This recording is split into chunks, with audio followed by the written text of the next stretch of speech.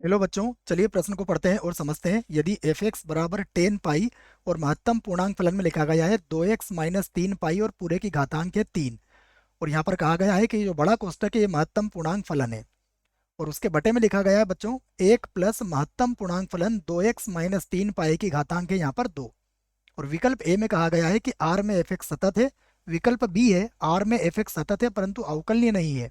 F डेस x का प्रत्येक बिंदु पर अस्तित्व है परंतु कुछ x बराबर x बिलोंग्स टू r के लिए एफ डेस एक्स का अस्तित्व नहीं है। और डी में कहा गया है उपरोक्त में से कोई नहीं है। तो ये हमें चार विकल्प दिए गए हैं जिनमें से हमें सही विकल्प का चुनाव करना है। प्रश्न को हल करने से पहले हम प्रश्न के लिए मुख्य अवधारणा लिखते हैं जिसकी सहायता से इस प्रश्न को हल किया जाएगा। तो प्रश्न के लिए मुख्य अवधारणा। मुख्य अवधारणा में बच्चों आपको इस बात को समझना है कि अचर फलन, जो भी अचर फलन होते हैं, अचर फलन सर्वत्र सर्वत्र संतत तथा अवकलनीय होते हैं। अवकलनीय होते हैं। तो यह बात आप याद रख सकते हैं कि जो अचर फलन होते हैं वह सर्वत्र सतत भी होते हैं और सर्वत्र अवकलनीय भी होते हैं। अब हम जो प्रश्न में दिया गया है उसकी बात करते हैं। हाँ देखो, हमें एफ एक्स किस रूप में दिया गया है, मैं पहले इसे लिख लेता हूँ। एफ एक्स बराबर यहाँ पर है 10, उसके बाद है पाई, और यहाँ पर है महत्तम पूर्णांक फलन में 2x माइनस का 3 पाई, और पूरे की घातांक कितनी है, पूरे की घातांक है 3, और ये महत्तम पूर्णांक फलन है। और बटे में लिखा गया है 1 प्लस महत्तम पूर्णांक फलन में आएगा 2x माइनस का 3 पाई। ठीक है, और इस महत्तम पूर्णांक फलन का क्या हो रहा है, वर्ग हो रहा है बच्चों। इसको हम समीकरण 1 बना लेते हैं, उसके बाद इसको समझते हैं। सबसे पहली बात पर हम इस बात पे विचार करते हैं कि यहाँ पर 1 प्लस ये जो महत्तम पूर्णांक फलन में लिखा गया है 2x माइनस का 3 पाई, और इसकी घात कितनी है, इसकी घात है 2। देखो बच्चों, ये जो मान होगा ये कभी भी जीरो के बराबर नहीं होगा। क्यों नहीं होगा, इस बात समझ सकते हैं। देखो यहाँ पर वर्ग हो रहा है, तो 2x माइनस 3 पाई का कोई भी मान अगर यहाँ पर आता है तो इसका वर्ग धनात्मक होगा या जीरो होगा। जीरो होगा तो 0 प्लस 1 आपको क्या मिलेगा, 1 ही मिलेगा।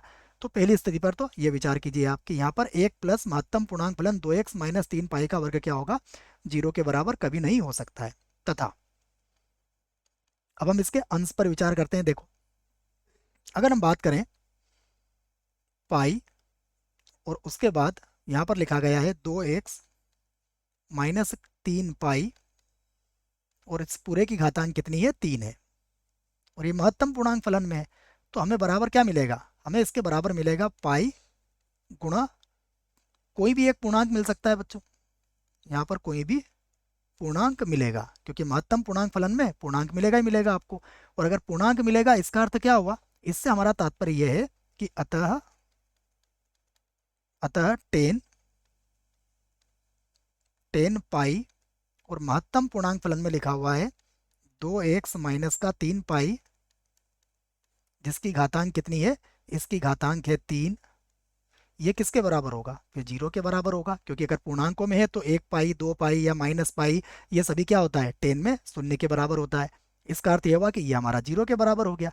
तो इस आधार पर हम क्या कह सकते हैं कि एफ एक्स का मान क्या मिलेगा बच्चों, जीरो बटा, हमें जीरो बटा जीरो नहीं मिलेगा। जैसे यहाँ पर देखिए आप 1 plus 3x minus 2x minus 3 पाई का वर्ग, ये जीरो नहीं है, तो ऊपर तो जीरो आ जाएगा और नीचे जीरो नहीं आएगा, तो हम कह सकते हैं कि एफ एक्स किसके बराबर होगा, जीरो के बराबर होगा।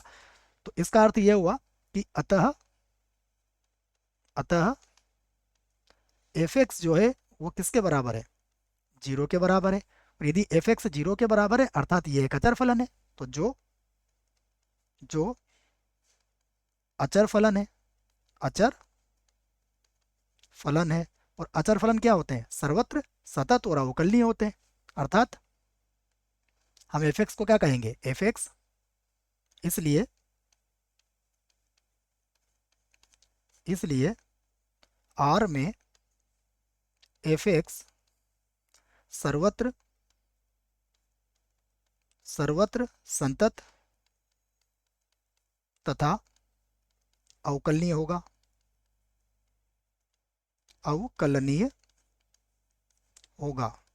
ये हमने बता दिया है सारी बातें। अब हम विकल्प की तरफ चलेंगे कि हमें कौन सा विकल्प सही चुनाव करना है। तो विकल्प में देखिए आर एफ में सतत है, विकल्प बिल्कुल सही है। फिर आर में एफ सतत है, ये भी सही है, परंतु अवकलनीय नहीं है, तो विकल्प गलत हो गया।